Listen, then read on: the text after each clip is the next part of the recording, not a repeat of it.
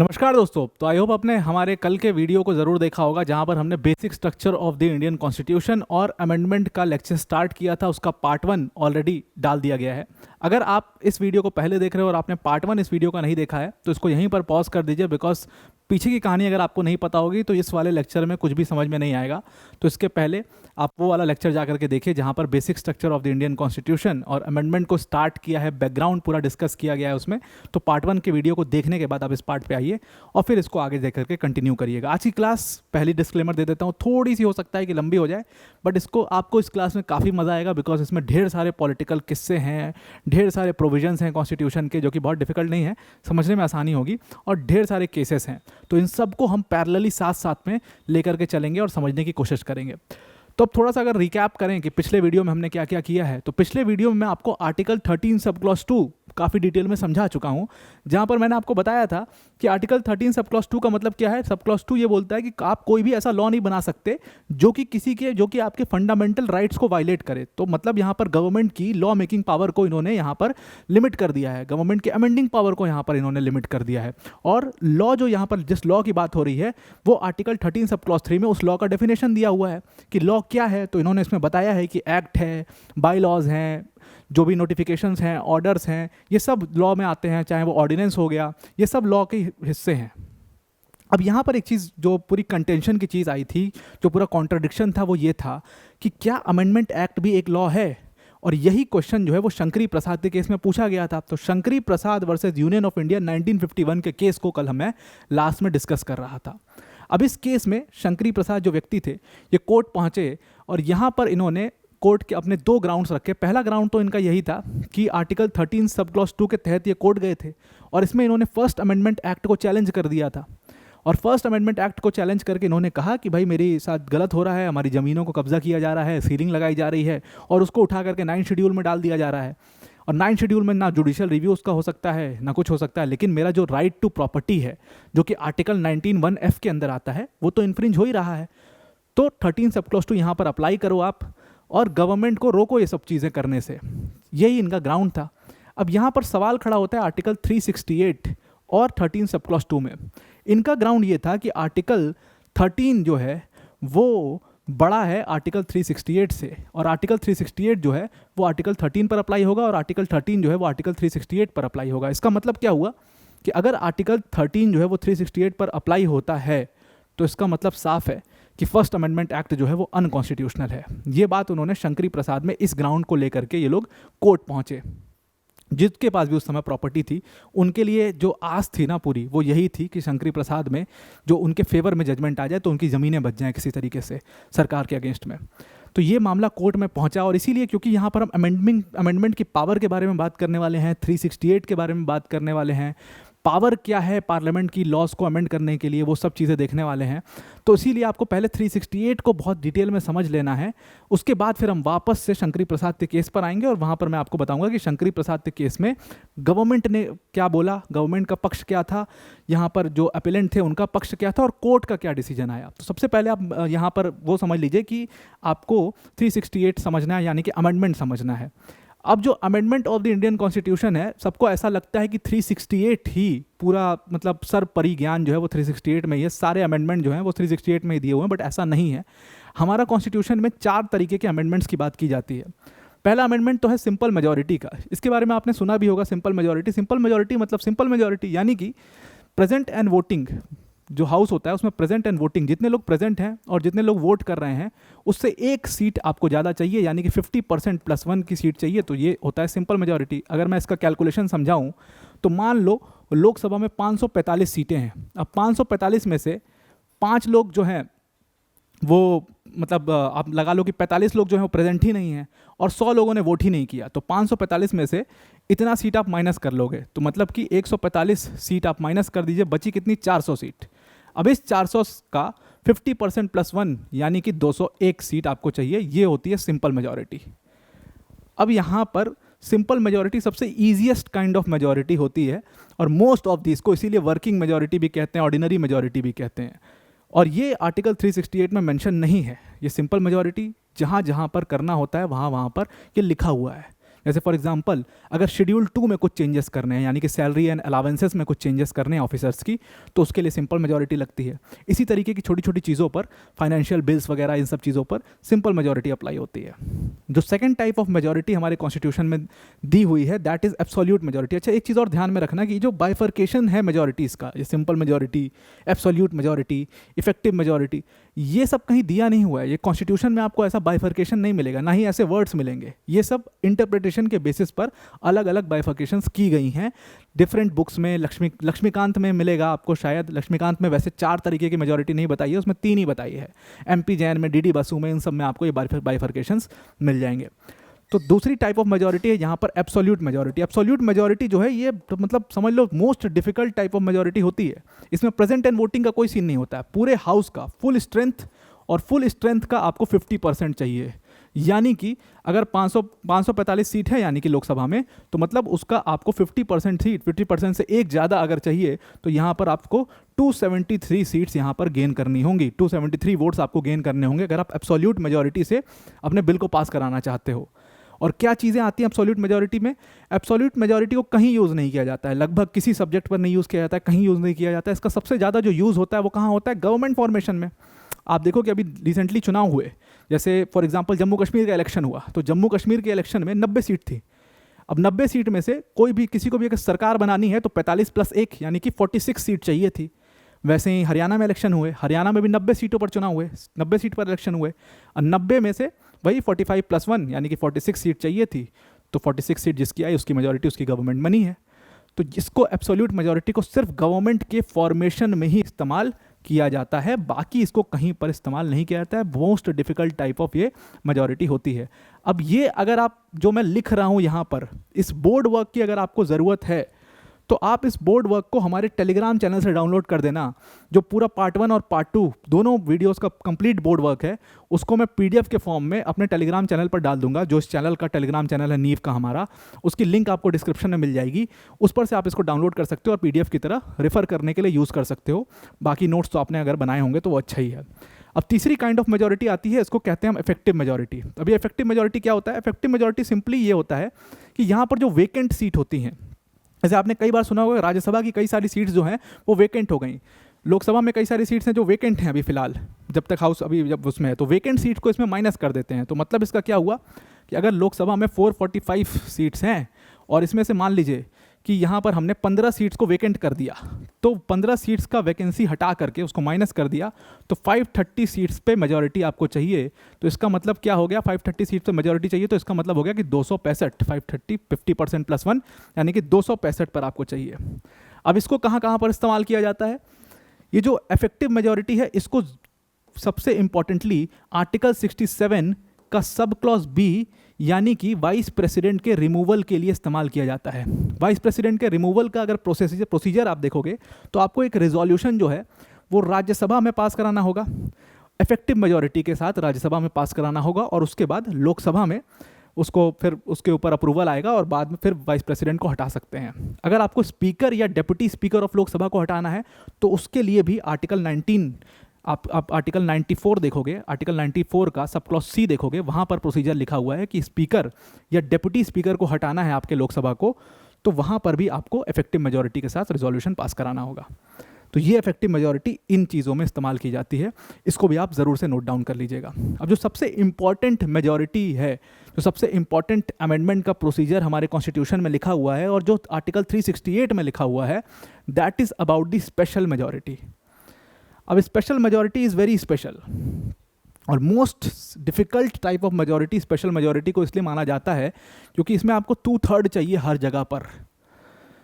इसके 4 टाइप्स हैं, यहाँ पर 4 अलग अलग बाइफर्केशन मैंने खुद किए हुए हैं आपको और बेहतर तरीके से इसको समझाने के लिए, और इसको आप बहुत ध्यान से समझने की कोशिश करिएगा क्योंकि यहाँ से आपको कॉन्स्टिट्यूशन के बहुत सारे प्रोविजंस भी समझ में आएंगे और फिर पार्लियामेंट की एक्चुअल पावर क्या है अमेंडमेंट की, वो भी आपको यहीं से समझ में आएगी।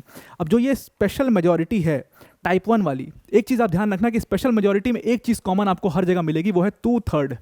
ये 2/3 प्रेजेंट एंड वोटिंग वाली चीज़ जो है ये हर जगह आपको कॉमन मिलेगी, बाकी चीज़ें जो हैं वो वेरिएबल हैं, ये 2/3 हर जगह कांस्टेंट है, आप समझ लो। तो टाइप 1 की जो मेजॉरिटी होती है जो स्पेशल मेजोरिटी के अंदर आती है वो है कि 2/3 प्रेजेंट एंड वोटिंग। मैं यहाँ पर P एंड V लिख रहा हूँ प्रेजेंट एंड वोटिंग के केस में, आप इसको फुल फॉर्म में लिख लीजिएगा, अदरवाइज कंफ्यूज हो जाओगे। तो 2/3 प्रेजेंट एंड वोटिंग अगर आपने ये अचीव कर लिया तो आपको स्पेशल मेजोरिटी टाइप 1 अचीव हो गई है। अब ये स्पेशल मेजोरिटी टाइप 1 आप किन केसेस में अचीव करते हो, किन केसेस के लिए आपको चाहिए होता है? जब आप स्टेट लिस्ट के किसी सब्जेक्ट के ऊपर लॉ बनाना चाहते हैं। स्टेट लिस्ट के किसी सब्जेक्ट के ऊपर अगर आपको लॉ बनाना है तो उसका प्रोसीजर क्या होता है? मान लीजिए सपोज फॉर एग्जांपल, मैं इसमें सबसे बड़ा एग्जांपल जो सबसे ज़्यादा विवादों में भी रहा, फार्म लॉस का एग्जांपल लेता हूँ। एग्रीकल्चर जो है वो तो स्टेट लिस्ट में है, और एग्रीकल्चर के ऊपर अगर आपको लॉ बनाना है तो आप क्या करोगे? तो एग्रीकल्चर के ऊपर अगर आपको लॉ बनाना है तो आपको स्टेट लिस्ट में वो तो मेंशन है, तो यूनियन तो लॉ बना नहीं सकता है, तो उस केस में आपको क्या करना पड़ेगा? उस केस में आपको स्पेशल मेजोरिटी टाइप 1 की ज़रूरत पड़ेगी। हालांकि जो गवर्नमेंट ने फार्म लॉस पास किए थे उसको एग्रीकल्चर के उस सब्जेक्ट के अंदर ही नहीं रखा था, उसमें उन्होंने कह दिया था कि ये हमारे ट्रेड ऑफ मतलब फार्मर्स की जो चीज़ थी, ये ट्रेड के उससे सब्जेक्ट से डील करता है, और क्योंकि ये कॉन्करेंट लिस्ट में पड़ता है इस वजह से हम इसके ऊपर कानून, इस वजह से हम इसके ऊपर लॉ बना सकते हैं। और पहले तो उन्होंने उसको पास भी नहीं कराया था, पहले तो सिर्फ एग्जीक्यूटिव ऑर्डर से उसको लागू कर दिया था बाद में, इसीलिए वो इतना विवादों में भी रहा और बाद में रिपील भी हो गया। तो अब इस not a matter of discussion any more, तो उसको हटा देते हैं। लेकिन यहाँ पर ये स्टेट लिस्ट के अगर किसी भी सब्जेक्ट के ऊपर आपको लॉ बनाना है तो सबसे पहले आप राज्यसभा में स्पेशल मेजोरिटी यानी कि 2/3 प्रेजेंट एंड वोटिंग के साथ उसको रिजोल्यूशन को पास करा लीजिए, और उसके बाद आप लोकसभा में उसके ऊपर कानून बिल को फिर पास करा लीजिए। तो सबसे पहले वो राज्यसभा जाएगा, वहाँ पर आपको ये टाइप 1 की स्पेशल मेजोरिटी चाहिए होगी। दूसरा टाइप जो आता है that is 2/3 majority of present and voting plus 50% of the total strength, यानी कि 2/3 मेजोरिटी प्रेजेंट एंड वोटिंग और इसके साथ आपको 50% प्लस 50% ऑफ टोटल स्ट्रेंथ। ये बहुत डिफिकल्ट होता है इसको अचीव करना। मतलब यहाँ पर क्या है, एक तरीके से यहाँ पर एक तरीके से ये एब्सोल्यूट हो गया और ये स्पेशल हो गया, स्पेशल प्लस एब्सोल्यूट कहते हैं इसको, और ये है टाइप 2 की स्पेशल मेजोरिटी की। अब इसको कहाँ पर ये सबसे इतना डिफिकल्ट है, इसको कैसे अचीव कर पाओगे? इसको इसीलिए इसको डिफिकल्ट रखा गया है। और ये चीज़ जो है ना, ये वाली स्पेशल मेजोरिटी टाइप 2 की, ये एक्चुअल में आर्टिकल 368 के अंदर में मेंशन है। आर्टिकल 368 का सब क्लॉज 2 अगर आप चेक करोगे तो वहाँ पर आपको इसी टाइप की स्पेशल मेजोरिटी टाइप 2 की वो मिलेगी। और इसको हम तभी यूज़ करते हैं जब आपको फंडामेंटल राइट्स को अमेंड करना है या आपको डीपीएसपी को अमेंड करना है, क्योंकि ये सब जो फंडामेंटल राइट्स हैं दे आर दी, ये मूलभूत अधिकार हैं आपके, they are the basic rights of an individual. तो इसलिए इसको चेंज करने के लिए, कॉन्स्टिट्यूशन के एसेंस को चेंज करने के लिए आपको इस टाइप की डिफिकल्ट मेजोरिटी से होकर के गुजरना होगा। और ये आर्टिकल 368 सब क्लॉज 2 में दिया हुआ है। आर्टिकल 368 सब क्लॉज 2 में सिर्फ 2 तरीके के अमेंडमेंट्स दिए हुए हैं, एक तो स्पेशल मेजोरिटी टाइप 2 और एक special majority type 3। Special majority type 3 क्या है? वो भी इसी तरीके का, वो और डिफिकल्ट है। वो क्या है कि 2/3 प्रेजेंट एंड वोटिंग उसके साथ plus 50% of the state legislatures का भी आपको अप्रूवल चाहिए। स्टेट लेजिस्लेचर्स का, स्टेट लेजिस्लेचर में हालांकि ये सिंपल मेजोरिटी से भी पास हो सकता है, स्टेट लेजिस्लेचर में कोई आपको स्पेशल मेजोरिटी की ज़रूरत नहीं है। तो स्टेट लेजिस्लेचर में इसको आप सिंपल मेजोरिटी से पास करा सकते हो। तो 2/3 present and voting plus 50% of the state legislatures simple majority से आप यहाँ पे पास करा लो।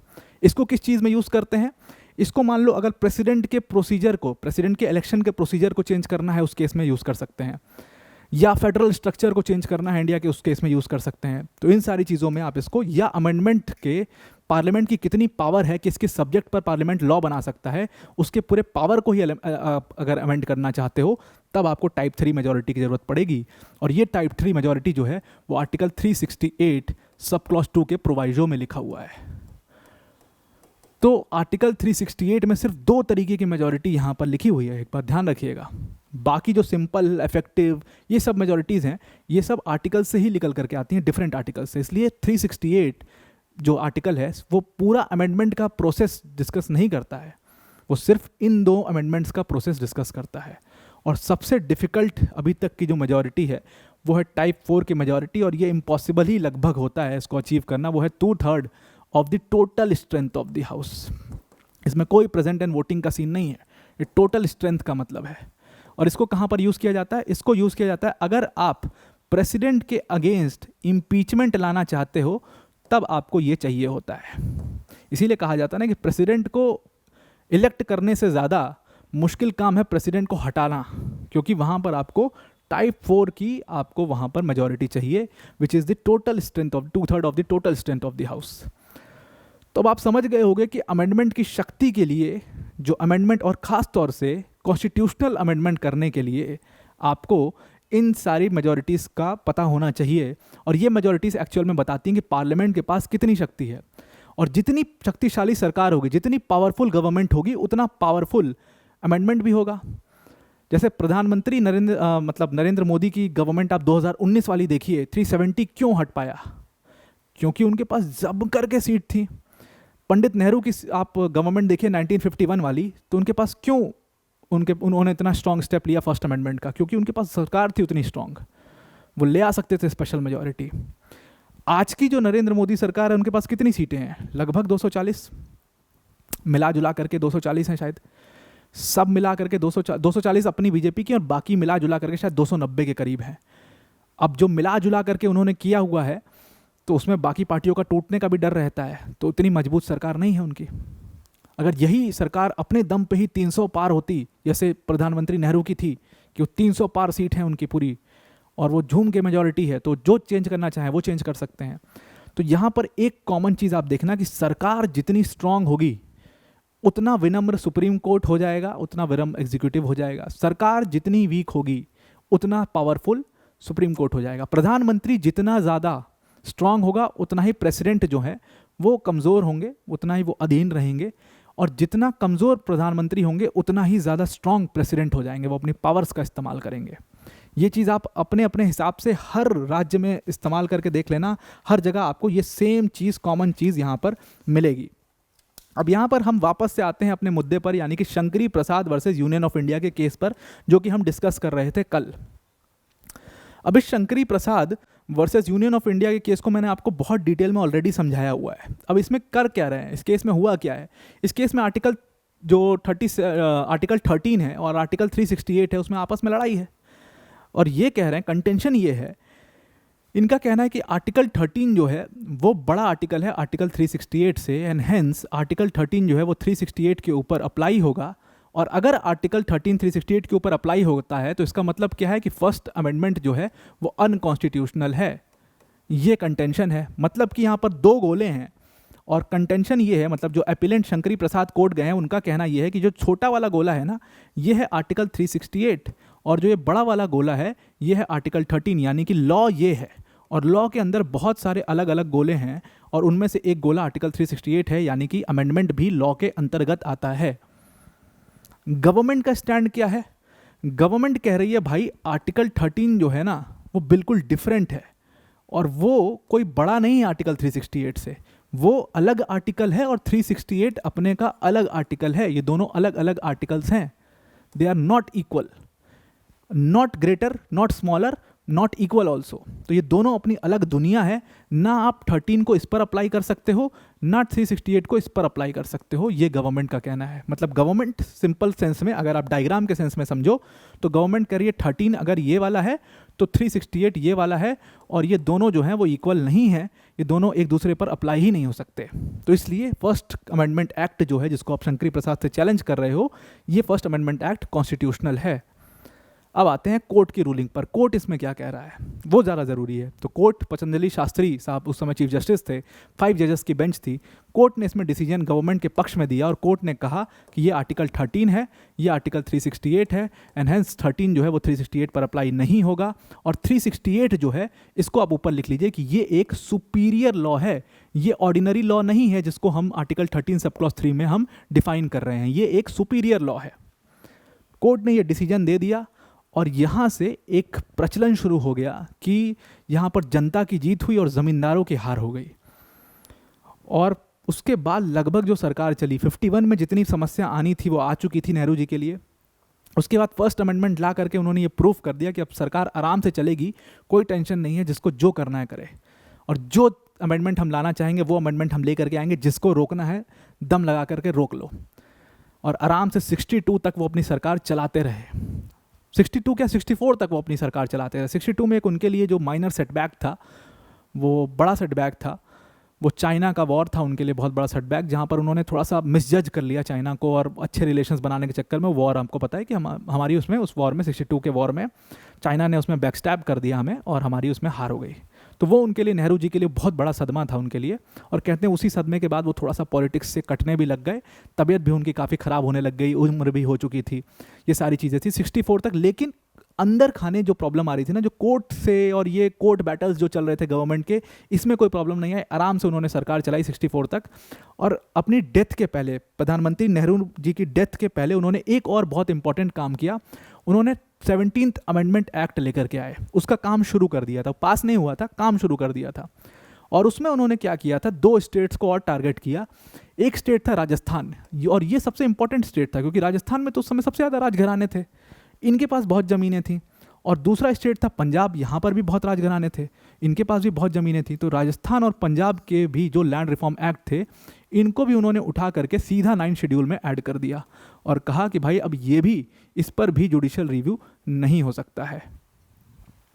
और इससे, इसके तहत बड़े बड़े राजघरानाओं के जो जिनकी ज़मीनें थीं, वो सारी ज़मीनें लोगों तक पहुंचने लगी। तो उसके बाद एक और केस होता है, 65 का केस है, नेहरू जी की डेथ के बाद ये लागू हुआ। सज्जन सिंह नाम करके एक व्यक्ति थे, वो कोर्ट पहुंचे और उनका भी सेम कंटेंशन था, वो आर्टिकल 13 सब क्लॉज 2 के अंतर्गत कोर्ट गए थे और उन्होंने कहा कि आर्टिकल 13 सब क्लॉज 2 जो है वो 368 पर अप्लाई होगा, और उन्होंने यहाँ पर 17th अमेंडमेंट को चैलेंज कर दिया। और आप समझिए कि पहले वाले केस में शंकरी प्रसाद में 1st अमेंडमेंट एक्ट को चैलेंज किया गया था और यहाँ पर 17th अमेंडमेंट एक्ट को चैलेंज कर दिया।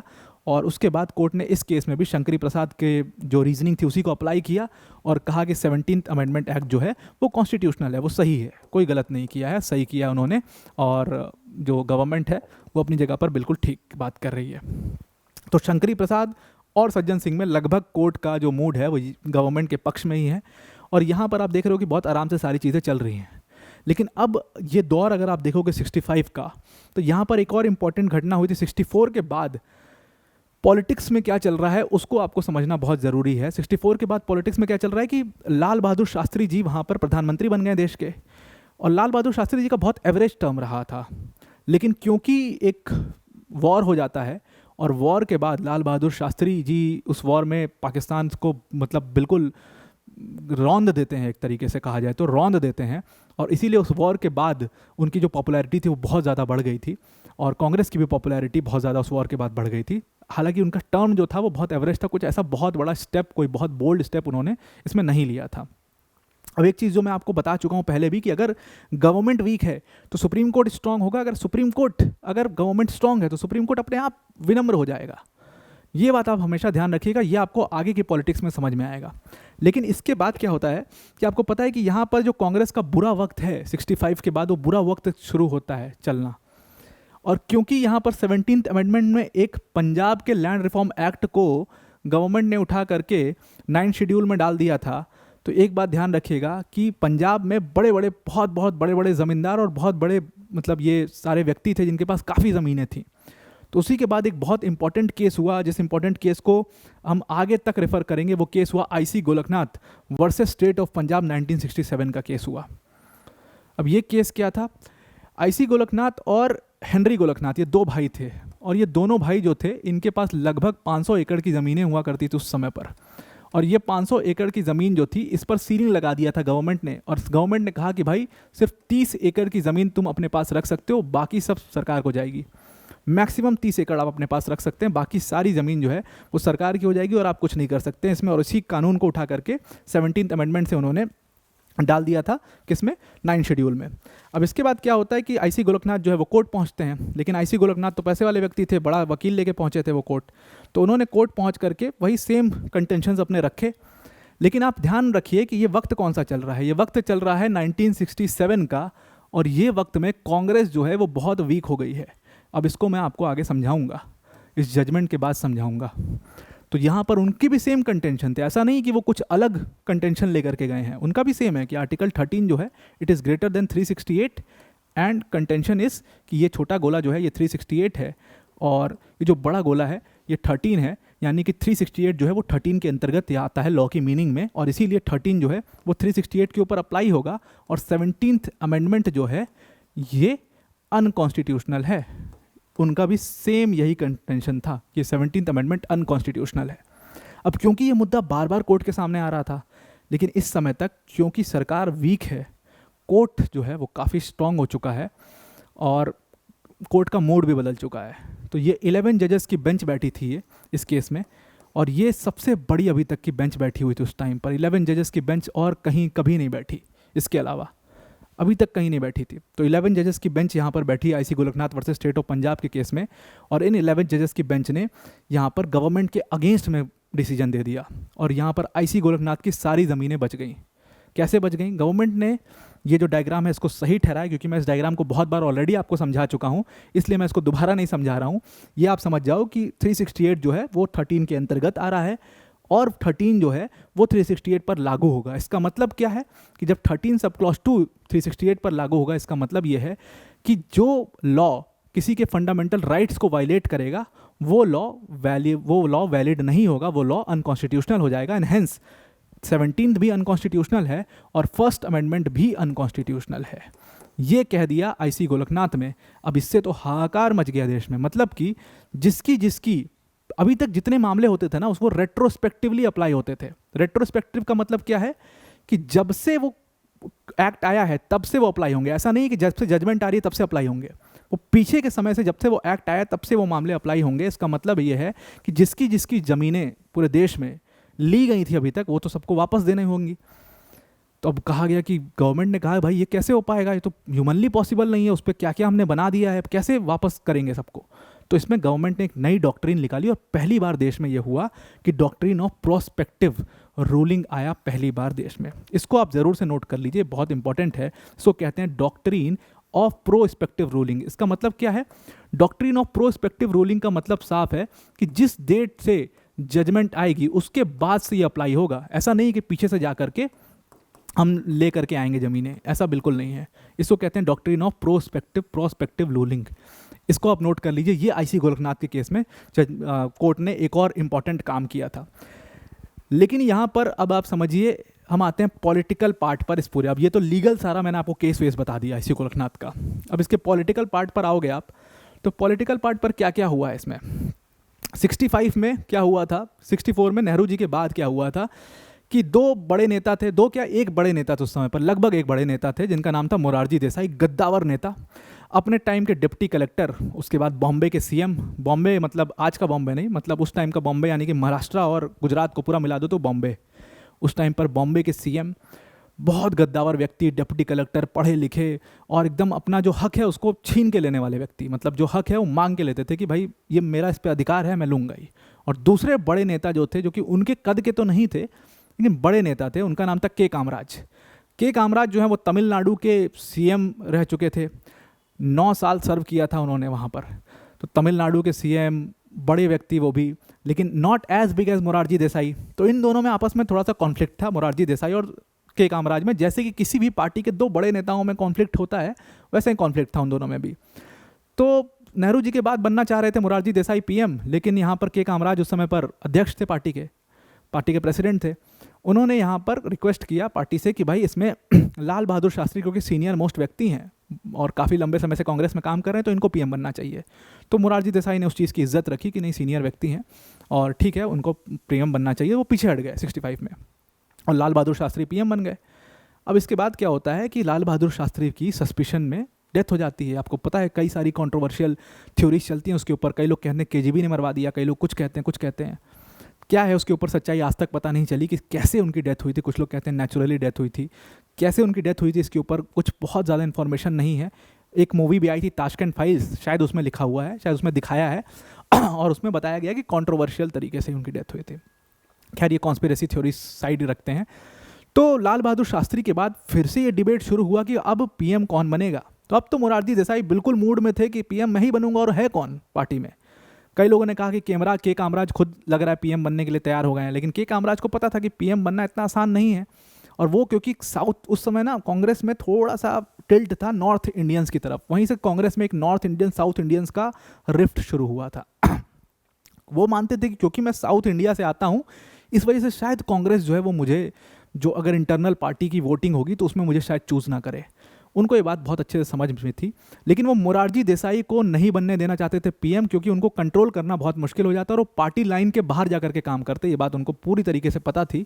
इस वजह से उन्होंने इंदिरा गांधी को पिक्चर में लेकर के आए और वो चाहते थे कि इंदिरा गांधी पीएम बन जाए, और इंदिरा गांधी का भी मूड बन चुका था अब तक, वो अपने फादर के साथ काम किया था उन्होंने। फिर लाल बहादुर शास्त्री वाली सरकार में भी वो इन्फॉर्मेशन एंड ब्रॉडकास्टिंग मिनिस्टर रही थी। बहुत करीब से उन्होंने काम करके समझ लिया था कि पीएम बनना कोई बहुत मुश्किल बात नहीं है, और सारी वर्किंग वो समझ गई थी, और किस तरीके से फादर के नाम पर वोट लेना है वो भी वो समझ गई थी। पार्टी में कितने नेताओं को अपने साथ में रखना है, कितने उसके अगेंस्ट में रहना है, वो सब पॉलिटिक्स वो समझ चुकी थी। तो उनको खुद का भी मूड था कि वो पीएम बने, और के कामराज ने उनको सपोर्ट किया। और के कामराज को ऐसा लगता था उस टाइम पर कि इंदिरा गांधी एक गूंगी गुड़िया है, वो टर्म बहुत चलता था, और गूंगी गुड़िया है इस वजह से जो हम कहेंगे ये वही काम करेंगी, उससे बाहर कोई काम नहीं करेंगी, और उन्होंने उनको पीएम बना दिया। पर इंदिरा गांधी में तो एक कहते हैं ना कि एक डिक्टेटर जो है वो उनके अंदर पल रहा था। वो देख रही थी कि देश में क्या क्या चल रहा है और कैसे कैसे क्या क्या चीज़ें की जा सकती हैं। तो ये 67 का जो दौर था, ये इंदिरा गांधी उस टाइम पर पीएम बन चुकी थी, और तभी आईसी गोरखनाथ का केस मामला आया। सुप्रीम कोर्ट ने आईसी गोरखनाथ में पूरी धजिया उड़ा करके रख दी, पूरी गवर्नमेंट की धजिया उड़ा करके रख दी। इंदिरा गांधी इस आईसी गोरखनाथ के केस से बहुत नाराज़ हुई, और वो समझ गई कि कोर्ट जो है वो ओवर पावर करने की कोशिश कर रहा है लेजिस्लेचर को, और वो एकदम एंटी मोड में आ गए। अब दो लोग उनके एंटी हैं यहाँ पर, एक तरफ है मोरारजी देसाई, एक तरफ है कोर्ट। लेकिन 67 में इलेक्शंस में मोरारजी देसाई को साथ लेकर के ही चुनाव लड़ा गया। मोरारजी देसाई को मना लिया गया कि आप जो मिनिस्ट्री चाहिए वो उठा लीजिए, अब जो पोस्ट चाहिए वो ले लीजिए, बस पीएम मत बनिए, पीएम इंदिरा गांधी को बनने दीजिए, उनके पास सहानुभूति है और वो पीएम बन जाएंगी। तो मोरारजी देसाई ने उसमें फाइनेंस मिनिस्ट्री उठा ली, उसके साथ वो डिप्टी पीएम भी बन गए। ये सारी चीज़ें वो कर चुके थे। और इसी समय एक और प्रेसिडेंट के इलेक्शन को भी लेकर के रिफ्ट आपस में चलने लग गया था इन लोग में। जैसे जो मोरारजी देसाई का ग्रुप था, जिसको सिंडिकेट कहते हैं, बाद में के कामराज भी इसी ग्रुप में जाकर के जुड़ गए, अभी मैं बताऊंगा आपको आगे। और जो इंदिरा गांधी का ग्रुप था, सबने अपने अलग अलग प्रेसिडेंट कैंडिडेट्स खड़े कर दिए थे। इंदिरा गांधी वीवी गिरी को सपोर्ट कर रही थी, और सिंडिकेट वाले यहाँ पर नीलम संजीवा रेड्डी को सपोर्ट कर रहे थे। नीलम संजीवा रेड्डी हालांकि नहीं बन पाए प्रेसिडेंट, और वीवी गिरी फिर से प्रेसिडेंट बन गए थे। तो ये अपना अलग किस्सा है, तो उसको लेकर के अपना अलग रिफ्ट है। तो मतलब कांग्रेस में दो फाड़ अब हो चुके हैं इस वक्त में, 67 के बाद क्लियर हो चुका था ये चीज़। इंदिरा गांधी 2 साल उन्होंने रूल किया। वो समझ गई कि अगर उनको फिर से प्राइम मिनिस्टर बनना है, सही तरीके से पीएम बनना है, तो उनको एक पॉपुलैरिटी चाहिए होगी देश में। और वो पॉपुलैरिटी तभी आ पाएगी जब वो सोशलिस्ट प्रिंसिपल्स के ऊपर काम करेंगी, यानी कि गरीबों के लिए काम करेंगी। और इस आईसी गोरखनाथ वाले केस से ज़मींदार लोग बहुत खुश हो गए थे, उनकी सबकी ज़मीनें बच गईं, और गरीब के साथ एक तरीके से धोखा हुआ इस आईसी गोरखनाथ केस में, उनका ऐसा मानना था। अब एक जज का नाम याद रखिएगा कि इस जो 11 जजेस का ये जो डिसीजन आया था, इसमें रेशियो जो था वो था 6:5 का। 6:5 का मतलब था कि एक जज ने पूरा मामला पलट दिया था, और उस जज का नाम था जस्टिस हिदायतुल्ला। और जस्टिस हिदायतुल्ला ने पूरा मामला पलट दिया था। तो वो भी उनके दिमाग में था कि एक जज ने पूरा केस ही पलट दिया, और कांग्रेस पूरी मतलब गवर्नमेंट की ऐसी की तैसी कर दी। तो फाइनली वो 2 साल समझती हैं, और वो समझ गए कि पॉपुलैरिटी के लिए गरीबों को खुश करना बहुत ज़रूरी है, और इसीलिए उन्होंने 10 पॉइंट प्लान जो है वो लागू करना शुरू किया, और उसके तहत उन्होंने काम करना शुरू किया। और 2 सबसे ज़्यादा इम्पॉर्टेंट काम उन्होंने उस टाइम पर किए, जो कि सीधा कोर्ट में भी पहुँचे, और वो काम करने की कोशिश उन्होंने पहली बार की, लेकिन वो कर नहीं पाई। सबसे पहले उन्होंने बैंकों का राष्ट्रीयकरण, यानी कि बैंक नेशनलाइजेशन किया। इसके तहत उन्होंने क्या किया कि उन्होंने उस समय के 14 जो बैंक्स थे, बड़े बड़े बैंक्स थे, उन बैंक्स जिनके पास 50 करोड़ से ज़्यादा रिजर्व्स पड़े हुए थे, उन बैंकों को सरकार के अधीन कर लिया, यानी कि उनका नेशनलाइजेशन कर दिया। उन्होंने कहा कि अब ये बिजनेस हाउसेस ये सब बैंक नहीं चलाएंगे, हम चलाएंगे इन बैंक को। और जब उसके अधीन किया उन्होंने, अब जो बैंक थे वो तो बड़े बड़े बिजनेस हाउसेस चला रहे थे, तो उनसे एग्रीमेंट भी तो करना पड़ेगा। तो उन्होंने 2 तरीके दिए उनको। एक तरीका का था कि आप हमसे अग्रीमेंट कर लो, अगर अग्रीमेंट कर लेते हो तो ठीक है, अगर जी आप हमसे अग्रीमेंट नहीं करते हो तो फिर क्या किया जाएगा कि एक ट्रिब्यूनल बैठेगा, और ये जो ट्रिब्यूनल होगा ये अपने डिसीजन लेगा, और ये जो डिसीजन लेगा और उसके बाद जो अमाउंट तय करेगा, वो अमाउंट आपको 10 साल बाद मिलेगा। अब यहाँ पर आप सोचो, कोई बिजनेसमैन तो हर घंटे का पैसा जोड़ते हैं, उनको इन्होंने 10 साल का लंबा समय दे दिया। मतलब साफ था कहना उनका कि भाई अग्रीमेंट कर लो, और अगर अग्रीमेंट नहीं करोगे ना तो 10 साल तक कुछ नहीं मिलेगा। और 10 साल बाद किसकी गवर्नमेंट आएगी, मैं पावर में रहूँगी नहीं रहूँगी, दूसरी गवर्नमेंट तुमको पैसा देना चाहेगी नहीं चाहेगी, कोई ठिकाना नहीं है। तुम कहाँ रहोगे वो भी ठिकाना नहीं है, तुम्हारे बच्चे कहाँ होंगे वो भी ठिकाना नहीं है। तो मतलब अग्रीमेंट कर लो और कोई ऑप्शन नहीं है। ये उन्होंने बैंक नेशनलाइजेशन के तहत कर दिया। इसके बाद एक बहुत ही प्रसिद्ध व्यक्ति हुए, बहुत अमीर व्यक्ति थे, बहुत रईस व्यक्ति थे, इनका नाम था आरसी कूपर। वो कोर्ट पहुँचे और उन्हीं के केस को कहते हैं RC Cooper versus union of India. और ये केस हुआ 1970 में, 1969 में। ये केस हुआ 1969 में। तो आरसी कूपर जब कोर्ट पहुँचे तो इन्होंने इसमें क्या चैलेंज किया, इन्होंने इस बैंक नेशनलाइजेशन के पूरे जो उनका डिसीजन था उसको चैलेंज किया। और उसको चैलेंज करके कहा कि ये गलत है, ये जो अमेंडिंग पावर है पार्लियामेंट की 368 उसका दुरुपयोग किया जा रहा है यहाँ पर, और हमारे जो राइट्स हैं और जो हमें एक करेक्ट कंपेंसेशन मिलना चाहिए वो भी नहीं मिल रहा है। यहाँ पर इस तरीके के यहाँ पर प्रावधान रख करके हमें बरगलाया जा रहा है और ये गलत है, इसको आप अनकॉन्स्टिट्यूशनल घोषित कर दीजिए। कोर्ट भी उस समय तक मजबूत हो चुका था, वो समझ चुका था इंदिरा गांधी की जो गवर्नमेंट है वो तो किसी तरीके से चल रही है बस। तो उसने यहाँ पर आरसी कूपर के पक्ष में फैसला दिया और यहाँ पर गवर्नमेंट ने जो बैंक नेशनलाइजेशन किया था इसको उन्होंने अनकॉन्स्टिट्यूशनल घोषित कर दिया सीधा, और कहा कि ऐसे ही तानाशाही नहीं चलेगी। कोर्ट का जो पूरा डिसीजन है इस पूरे केस में, वो डिसीजन आपको ज़रूर पढ़ना चाहिए। कोर्ट ने बहुत ही स्ट्रॉन्ग स्टेप्स लेते हुए इसमें काफ़ी इंपॉर्टेंट डिसीजन दिया है और इंदिरा गांधी को काफ़ी फटकार भी लगाई थी कि जो आप चाहेंगे वो नहीं कर सकती हैं। बस इस केस में एक चीज़ और ध्यान रखने वाली है कि जो कोर्ट ने डिसीजन दिया वो डिसीजन का रेशियो जो था वो 10:1 का था। यानी कि 10 जज कह रहे हैं कि बैंक नेशनलाइजेशन अनकॉन्स्टिट्यूशनल है और सिर्फ एक जज साहब हैं जो कह रहे हैं कि नहीं, गवर्नमेंट सही है अपनी जगह पर और ये बैंक नेशनलाइजेशन जो किया वो बिल्कुल ठीक किया है। और इन जज का नाम है एएन रे।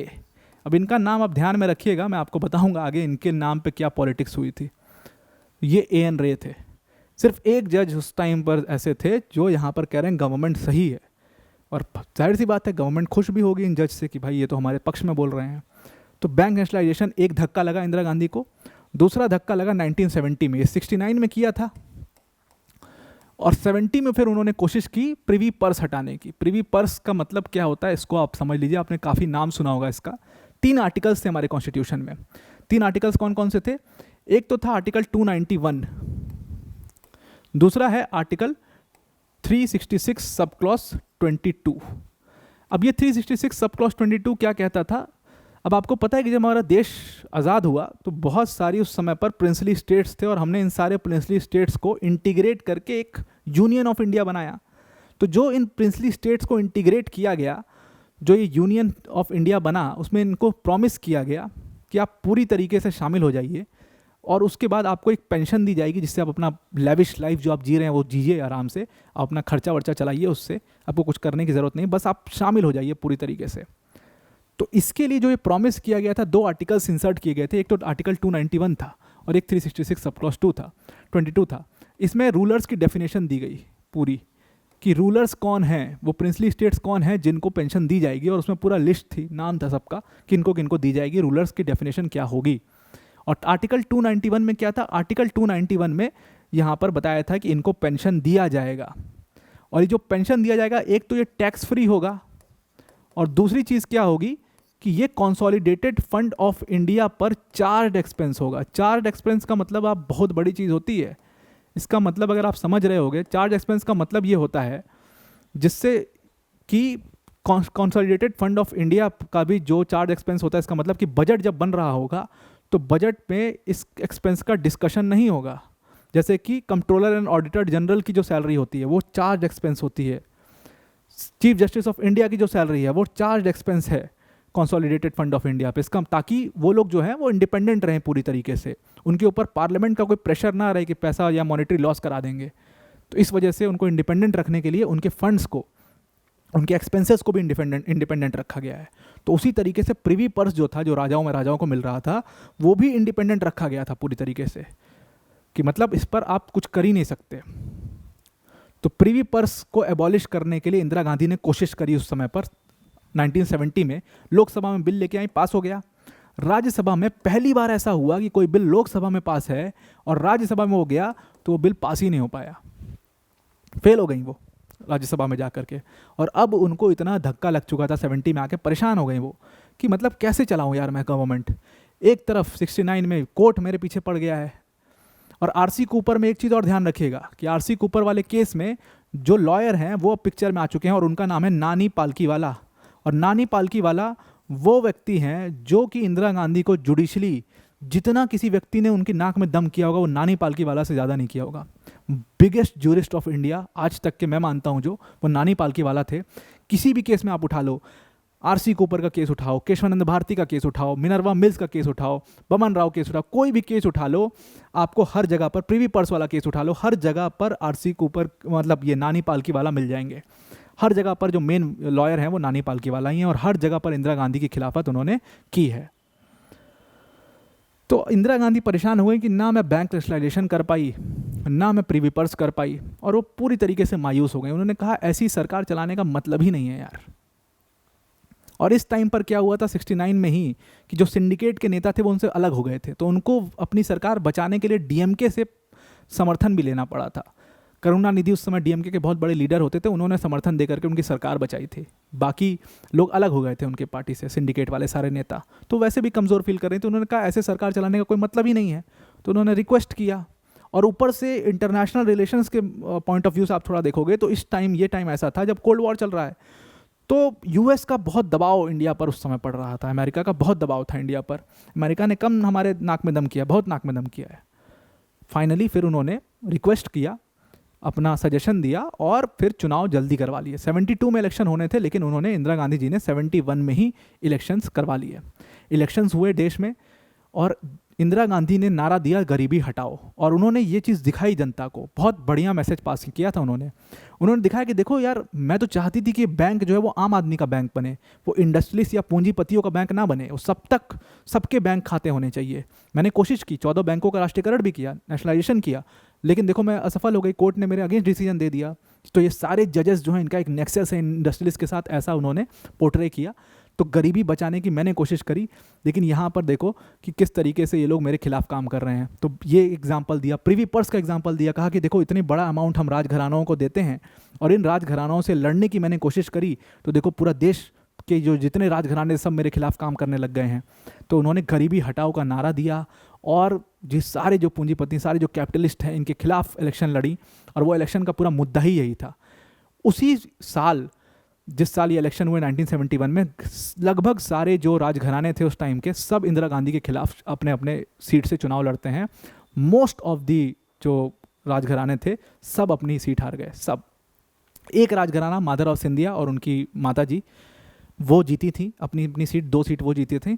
और ये जितने थे उस टाइम पर, ये सैफ अली खान जो एक्टर हैं आज की डेट में, उनके फादर आई थिंक, या उनके ग्रैंडफादर आई थिंक जो थे, वो पटौदी फैमिली जो थी, वो भी अपनी सीट से चुनाव लड़े थे। गुड़गांव वाली सीट से उन्होंने चुनाव लड़ा था। नहीं, उनके फादर ही, सैफ अली खान जी के फादर, वो गुड़गांव वाली सीट से वो चुनाव लड़े थे, वो भी अपना चुनाव हार गए थे और शायद चौथे या 5वें नंबर पे थे, मतलब 5% वोट भी नहीं मिले थे उनको, ये स्थिति थी। तो सारे राजघराने अपनी सीट हार गए थे। मतलब जनता ने ये स्वीकार लिया कि इंदिरा गांधी गरीबों की नेता हैं, और जो पॉपुलैरिटी इंदिरा गांधी चाह रही थी वो पॉपुलैरिटी उनको मिल गई।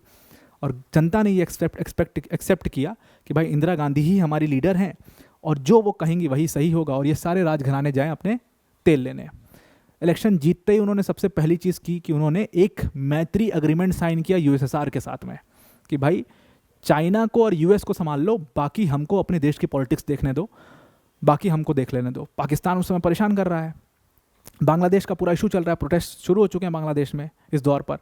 तो यूएसएसआर ने कहा कि ठीक है, मैत्री अग्रीमेंट साइन हुआ। यूएसएसआर ने कहा हम सब देख लेंगे, गाड़ी अब तेरा भाई चलाएगा बाहर, अंदर गाड़ी तू चला ले। और फिर इंडिया ने 13 दिन में बांग्लादेश का पूरा लिबरेशन कराया। 13 दिन वो वॉर चली, निपटा के 13 दिन में पाकिस्तान को घर भेज दिया। 93,000 पाकिस्तानी सोल्जर्स ने सरेंडर कर दिया। और ये देश का, मतलब किसी भी देश का बिगेस्ट एवर सरेंडर है किसी आर्मी का। मतलब आप समझ लो ना कि एक देश की पूरी आर्मी ही सरेंडर कर रही है आपके सामने। और इससे जो पॉपुलैरिटी आई इंदिरा गांधी की पूरे देश में, लोगों ने एकदम, मतलब कुछ लोग कहते हैं कि उस टाइम पर अटल बिहारी वाजपेयी ने कहा था कि इंदिरा गांधी दुर्गा का स्वरूप है और तमाम ऐसी बातें। कुछ लोग कहते हैं ऐसा नहीं कहा था, सिर्फ कहने वाली बात है। खैर अब तो है नहीं कि उनसे पूछें, बट ये सारी चीज़ें उस समय पर हुई थी और इंदिरा गांधी को लोगों ने एकदम देश की माँ जैसे एक्सेप्ट कर लिया था। बहुत ज़बरदस्त पॉपुलैरिटी थी इंदिरा गांधी की 71 में। और उसके बाद फिर उन्होंने कहा अब बताओ कौन कौन मेरे खिलाफ बोल रहा था। 352 सीट्स इंदिरा गांधी जी की सरकार को उस समय पर मिली। उन्होंने कहा अब बताओ भाई क्या क्या बात है, कौन कौन किसने किसने मेरे डिसीजन को ओवरटर्न किया, आप बताओ। उन्होंने धड़ाधड़ 24th amendment, 25th amendment, 26th amendment, 27th amendment, 28th amendment, 29th amendment, धड़ाधड़ एक के बाद एक अमेंडमेंट लेकर के आई। हमारे लिए जो इंपॉर्टेंट है वो मैंने 4 यहाँ पर लिखे हुए हैं। एक 24th है, एक 25th है, एक 26th है और थोड़ा सा 29th है। तो सबसे पहले 24th अमेंडमेंट वो लेकर के आई आईसी गोलकनाथ से निपटने के लिए। आईसी गोलकनाथ ने क्या कहा था? आईसी गोलकनाथ ने ये कह दिया था ना कि ये छोटा वाला जो गोला है, बड़ा वाला गोला छोटा वाला गोला, याद रखो आप। तो ये जो 368 है ये 13 के अंदर में आता है और इसीलिए 13 जो है वो 368 पर अप्लाई होगा। तो उन्होंने कहा कि ये जो डिबेट चल रही है ना इतने दिन से कि ये 13 है, ये 368 है, ये है, वो है, ये इस पर अप्लाई होगा, वो उस पर अप्लाई, सब खत्म करती हूँ मैं। उन्होंने 2 आर्टिकल्स इंसर्ट किए कॉन्स्टिट्यूशन में, एक 13 सब क्लॉज 4 इंसर्ट किया और 368 में उन्होंने उसमें भी सब क्लॉज 4 इंसर्ट किया। उन्होंने दोनों आर्टिकल्स में एक एक सब क्लॉज इंसर्ट करके कहा कि भाई ना 13, इसमें ये लिख दिया कि ये 368 पे अप्लाई नहीं होगा और इसमें ये लिख दिया कि ये 13 पर अप्लाई नहीं होगा। सीधा इन दोनों का रिलेशन ही खत्म कर दिया सीधा लिख करके 24th अमेंडमेंट से। उसके बाद 25th अमेंडमेंट में उन्होंने बैंक नेशनलाइजेशन से निपटने का मूड बना लिया। 25th अमेंडमेंट में बैंक नेशनलाइजेशन से निपटने के लिए उन्होंने एक आर्टिकल इंसर्ट किया। आपको पता होगा कि उनके फादर पंडित नेहरू ने आर्टिकल 31 में ए और बी ऐड किया था। इंदिरा गांधी जी ने उसको आगे बढ़ाते हुए 31C ऐड कर दिया कॉन्स्टिट्यूशन में और 31C में लिख दिया कि भाई अगर हम कोई लॉ बनाते हैं जो कि लॉ रिलेटेड होगा आर्टिकल 39 सब क्लॉज बी और सब क्लॉज सी से, तो उस लॉ को आप चैलेंज नहीं कर सकते हो कोर्ट में जाकर के इस बेसिस पे कि हमारी इक्वालिटी इन्फ्रिंज हो रही है या हमारा राइट टू प्रॉपर्टी जा रहा है या हमारा आर्टिकल 31 इन्फ्रिंज हो रहा है। आप चैलेंज ही नहीं कर सकते हो भाई, जा ही नहीं सकते हो कोर्ट। फिर प्रिवी पर्स के मामले से निपटने के लिए उन्होंने 26th अमेंडमेंट लाया और 26th अमेंडमेंट से प्रिवी पर्स के जो पावर्स थे जो 291 से आ रहा था और 366 सब क्लॉज 22 से आ रहा था, तो इसमें जो डेफिनेशन दी हुई थी ना, मैंने आपको बताया था कि रूलर्स की डेफिनेशन दी हुई थी 366 सब क्लॉज 22 में, उस डेफिनेशन को ही चेंज कर दिया और 291 को रिपील कर दिया उन्होंने सीधा।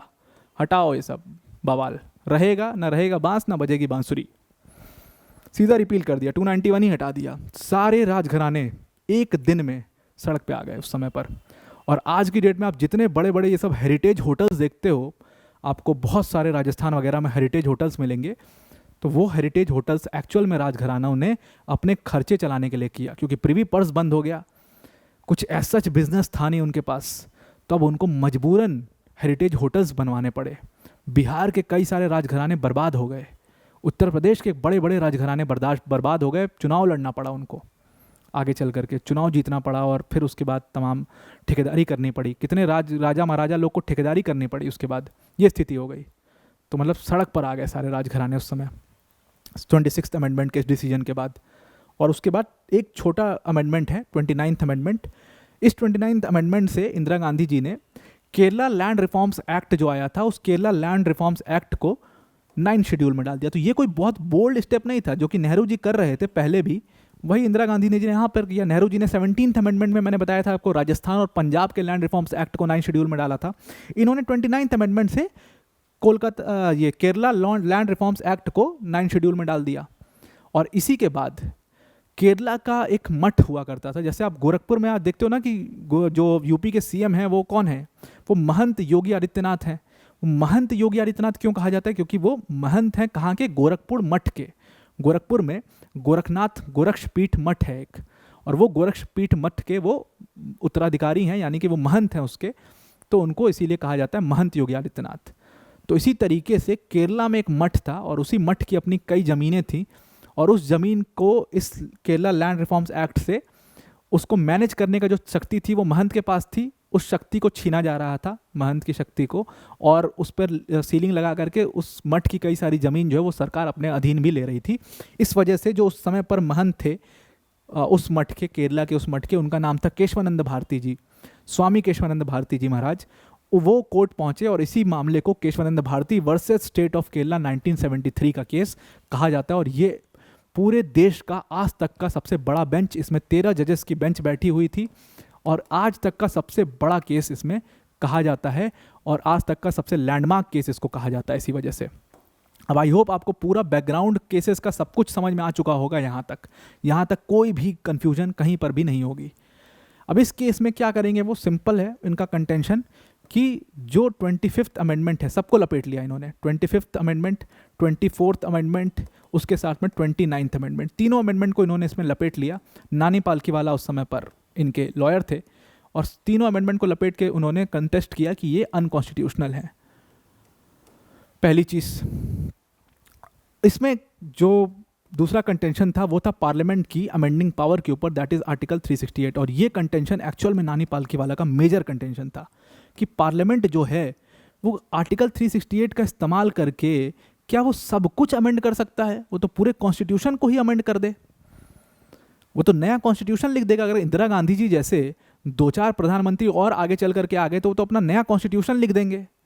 तो कोर्ट की इसमें डिसीजन आया और उस समय पर जस्टिस सीकरी जो थे वो उस समय पर चीफ जस्टिस थे और जो पूरा जजमेंट आया वो 7:6 के रेशियो में आया। अब आप यहाँ पर भी देखो कि एकदम नेक टू नेक की फाइट थी, 7:6 के रेशियो में पूरा जजमेंट आया है।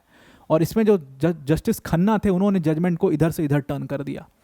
तो इसमें कोर्ट ने ऐसा नहीं कि गवर्नमेंट के अगेंस्ट में कोई डिसीजन दे दिया, जो मठ की ज़मीन जा रही थी वो गई। कोर्ट ने इसमें कहा कि आर्टिकल 25, मैं थोड़ा सा कलर चेंज करके आपको बता देता हूँ कि कोर्ट ने इसमें जजमेंट में क्या कहा है, तो आपको समझने में थोड़ी सी आसानी रहेगी।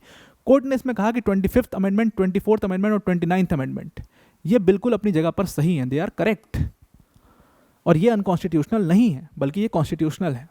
लेकिन दूसरा जो पॉइंट था जो मैंने आपको कहा कि नानी पालकीवाला ने इसके ऊपर बहुत ज़्यादा कंटेस्ट किया था, 368 की पावर क्या है ये कोर्ट डिसाइड करे भाई, वरना तो ये जो गवर्नमेंट है कुछ भी करेगी आगे चल करके। तो इसको डिसाइड करते हुए कोर्ट ने इसी केस में कहा कि ये 368 की जो पावर है ये amending power of the constitution है ना।